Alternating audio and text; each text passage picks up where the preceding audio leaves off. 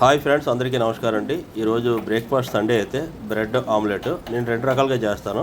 ఒకటి కాల్చిన బ్రెడ్తోని bread egg దాంట్లో ముంచి చేస్తాను, ఇంకొకటి ఆమ్లెట్ వేసి చేస్తాను.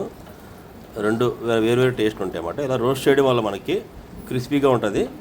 నార్మల్గా మనం బ్రెడ్ వేసి ఆమ్లెట్ వేసి దాని బ్రెడ్ కాలిస్తే అది మెత్తగా ఉంటుంది అనమాట.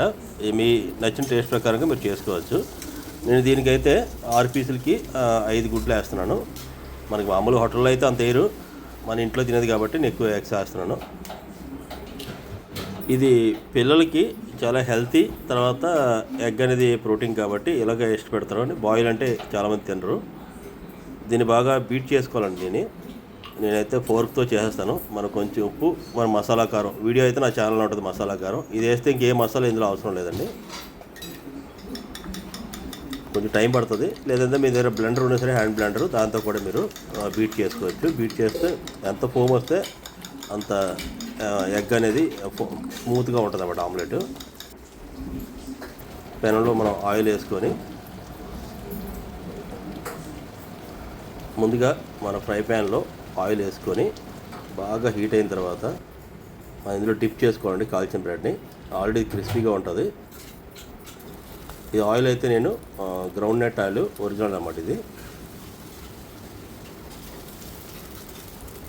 ఇది హెల్త్కి కూడా మంచిదండి. గ్రౌండ్ నట్ ఆయిల్ మామూలుగా మన మార్కెట్లో దొరికిన గ్రౌండ్ నట్ ఆయిల్ అంత ప్యూరిటీ పడదు. మనం సొంతంగా ఆడించుకుంటే ఇది కాస్ట్ ఎక్కువ పడుతుంది, కానీ ఇది హార్ట్కి మంచిది గ్రౌండ్ నట్ ఆయిల్ అనేది. పిల్లలకు కూడా చాలా హెల్తీ.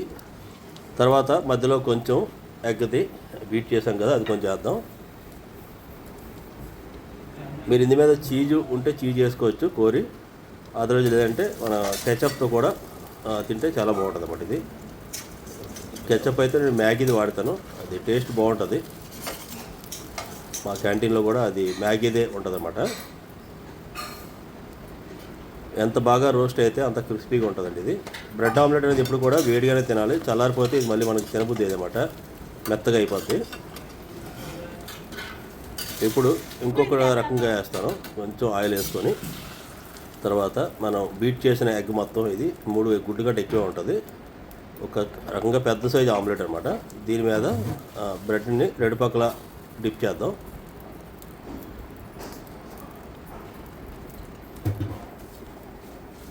ఇలా డిఫరెంట్గా సండే టైంలో మనం డైలీ చేసి ఇడ్లీ దోశ కాకుండా ఇలా డిఫరెంట్గా చేస్తే పిల్లలు చాలా ఇష్టంగా తింటారు. మీ ఇష్టం ఉంటే బ్రౌన్ బ్రెడ్ వాడచ్చు, లేదంటే ఇప్పుడు ఈ రోజుల్లో మల్టీగ్రెయిన్ వస్తుంది, అది కూడా వాడచ్చు.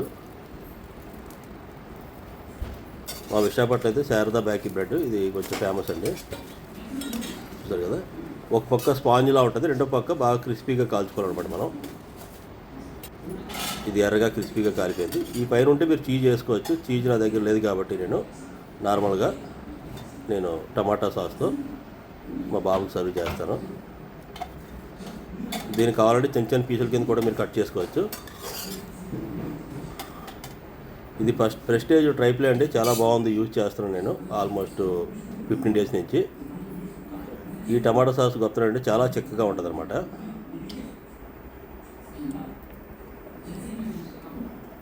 బ్రెడ్ ఆమ్లెట్ రెడీ అండి విత్ టమాటా కెచప్తో. ఇటువంటి మోర్ ఇంట్రెస్టింగ్ వీడియోస్ కోసం please subscribe my channel, support me. అందరికీ నమస్కారం.